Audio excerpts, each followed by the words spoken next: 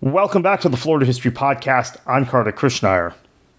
And I'm Robert Buccellato. Ossian B. Hart is one of the most unique figures in 19th century Florida. He was a Florida-born legend, the son of Isaiah B. Hart, who was the founder of the city of Jacksonville. In fact, the Big Hart Bridge over the St. Johns River is named for Isaiah B. Hart. Or Isaiah Hart, not Isaiah B. Hart. Yet Ossian B. Hart became a Republican and an advocate for some degree of civil rights. And for someone born in Florida, that was, and raised on a plantation on the St. Johns River, that was remarkable, Robert. So I had mentioned 2 weeks ago that the two governors that I had become on first name basis with, Senator Bob Graham and Governor Wayne Mixon, had huge attachments to two governors in this series. One was Governor Call, and the other was Ossian B. Hart. Well, in the case of Bob Graham, it was Call. He was a huge fan of Call. In the case of Wayne Mixon, it was Ossian B. Hart. When I first met Wayne Mixon and really got to know him, it was due to a project that I was working on. It was the first book that I had ever written. It ended up being the third book that I published on Dan McCarty. And the reason why I was interviewing him was because he was one of the last living people that were active participants in Dan McCarty's campaign. And he didn't remember a whole lot about Dan McCarty's campaign, but he knew a lot about Ossian B. Hart because he had read the biography that Pineapple Press had written about Ossian B. Hart recently, and he was just captivated by it. And there were similarities. There were these Floridians that had come from different areas of Florida.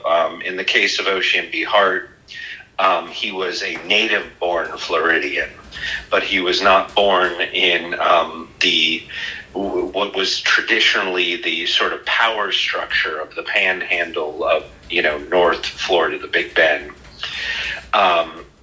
In the case of Wayne Mixon, obviously, in the case of Dan McCarty, obviously it was South Florida. But there was still that comparison, this person that kind of came out of nowhere, that really sort of galvanized the public, that was a people's man. But there was also the unfortunate parallel that both men died in office. Both men died from heart conditions. So Ossian B. Hart is an interesting case. Not only was he born in Florida, but he actually spent his life traveling and operating around Florida. He was a lawyer in Key West. He was a business owner in Tampa.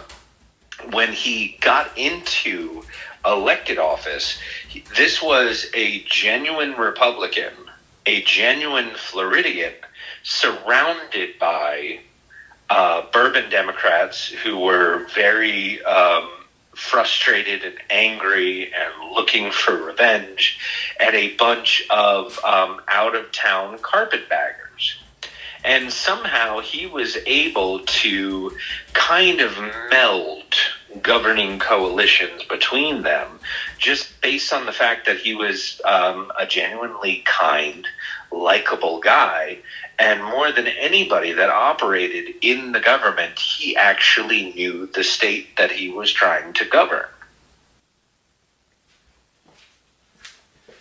So, what is this experience tell us about carpetbag governors, right? We've talked about, and just carpetbag officials, bagger officials throughout the South, because we've talked in the past about Harrison Reed, right, who would move from Maine or Massachusetts, I can't remember, somewhere in the Northeast, to Florida. And you have a number of those Republican governors in the South. But then you get Ossian B. Hart, who is a native Floridian. As you said, he's got probably the best expertise to govern this state in what was a critical period. And so he did a lot to try and improve the financial health of the state, and also promote a certain degree of racial harmony. No governor would make that the sort of effort he made towards racial harmony until Leroy Collins, many decades later.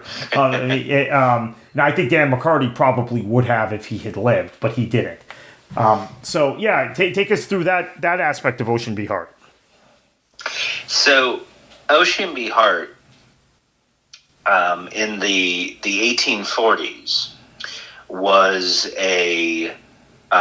he was actually a member of the House of Representatives. But then he became a lawyer for, the next 15, 20 years. And so he was very good when it came to understanding and dissecting the rule of law.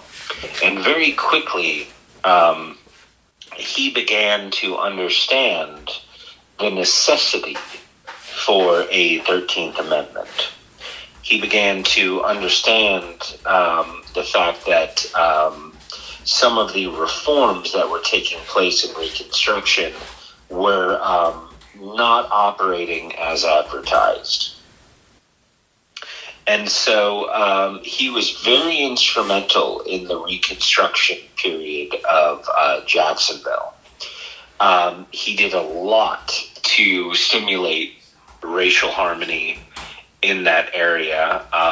As a result, racial tensions were a lot more smoother in that part of Florida than they were in other parts of the state.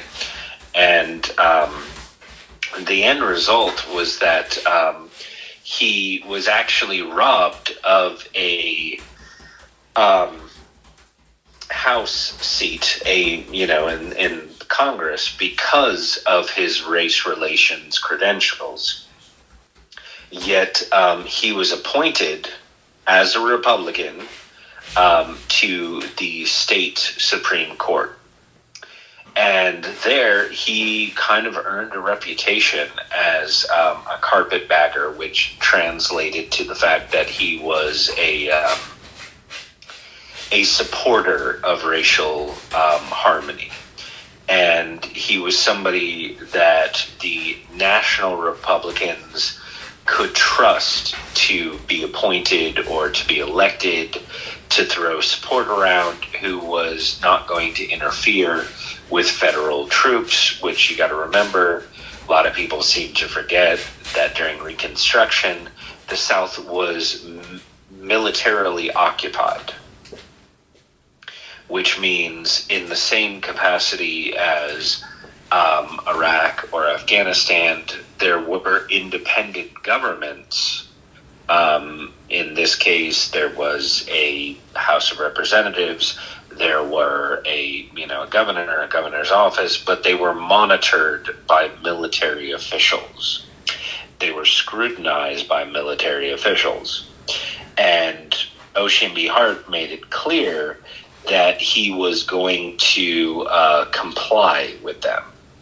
Now, Harrison Reed was the elected governor that came before him. He was a fellow carpetbagger, but unlike Ossian B. Hart, he was not a competent one. He was not one that was able to get a firm grasp of state government. He was not somebody that could really understand the way that the state of Florida operated. And as such, it was a very turbulent period. Ossian B. Hart sort of, when he decided that he was going to run for governor, it was very much a reaction to the Harrison Reeds of the world, so to speak. It was very much we are going to operate not only with the compliance, but we're not going to make any waves. We're not going to dump the apple cart down.